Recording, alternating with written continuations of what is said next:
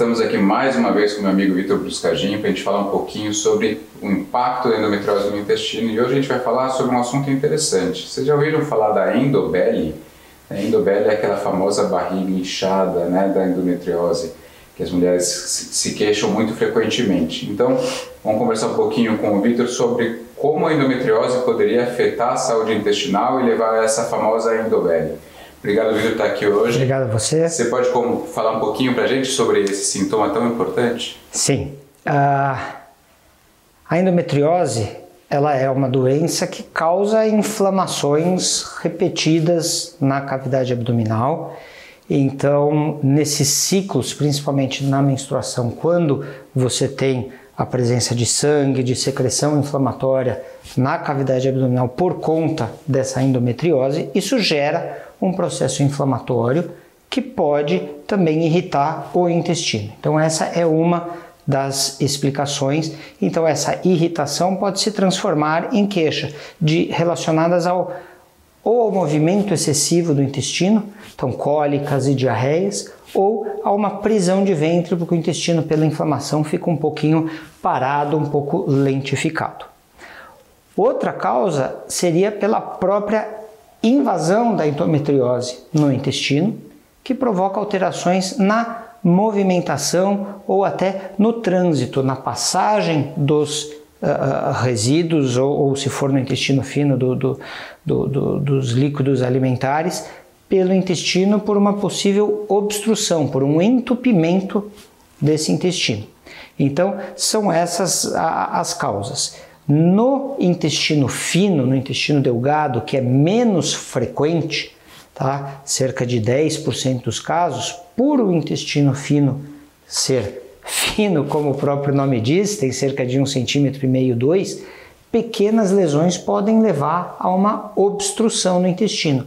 Então daí às vezes aquela cólica intestinal, e quando a gente fala cólica intestinal, estou falando uma cólica mais espalhada, que mexe mais na barriga, quando comparada com a cólica menstrual, que é mais lá embaixo, essa cólica pode começar a se tornar mais continuada, porque você tem uma obstrução persistente e junto disso também vem uma distensão, um estufamento, e não só no período menstrual. E Vitor, me diz uma coisa, a dieta também poderia influenciar, dar mais ou menos inchaço? A dieta pode.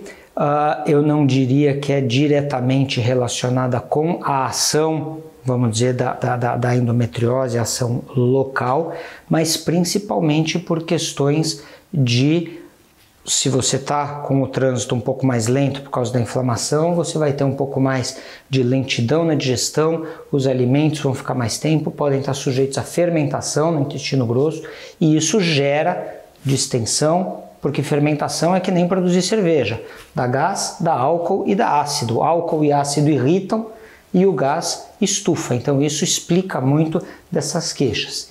E as intolerâncias alimentares são muito comuns, especialmente agora me parece meio que na moda, mas é que a gente está conseguindo entender mais, que nem endometriose diagnosticando mais, intolerância principalmente ao leite, que numa população miscigenada que nem a brasileira, cerca de 50% das pessoas têm algum grau de intolerância ao leite, e também a intolerância ao glúten, que é diferente da alergia, que é basicamente uma dificuldade de digestão do glúten e de outros açúcares aí, que também podem, e isso influencia.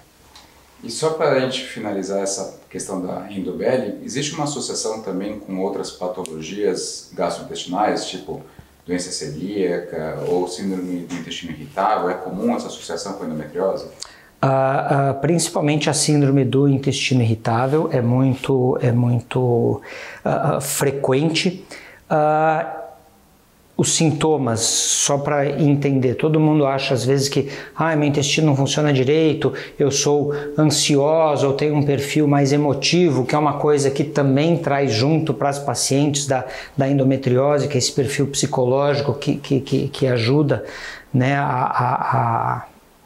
na questão da incidência da doença, mas a síndrome do intestino irritável é dor abdominal que ou melhora ou piora com a evacuação. Então, o que existe relação ainda não tá nítido de uma causa de efeito, mas elas andam em paralelo.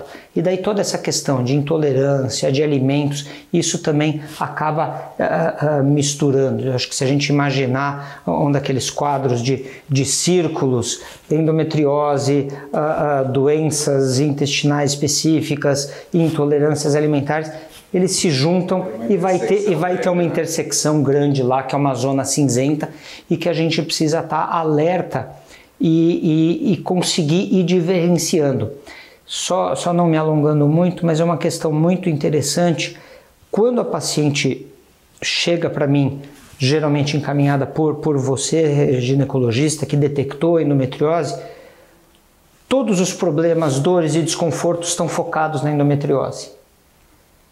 E sim, a gente tem que tratar a endometriose, eventualmente até com a cirurgia, mas a gente tem que tentar separar e às vezes até alertar a paciente que eventualmente vai ser um processo um pouco mais lento, prolongado. Inicialmente trata a endometriose, vê o resultado, alguma coisa melhora, outra não, e daí a gente vai trabalhando com essas outras alterações que fazem toda essa intersecção, e no momento inicial está tudo muito confuso, mas no médio prazo a gente consegue devolver a qualidade de vida. Bem, eu acho que a gente consegue resumir de uma maneira simples e ao mesmo tempo bastante completa dos impactos da endometriose, como que ela pode afetar a saúde intestinal, como que ela pode dar os sintomas intestinais. Acho que isso é muito importante. Vitor, obrigado mais uma vez pelo aceito do convite e obrigado a temos você. mais vídeos aí que virão a seguir. Obrigado a você, Patrícia.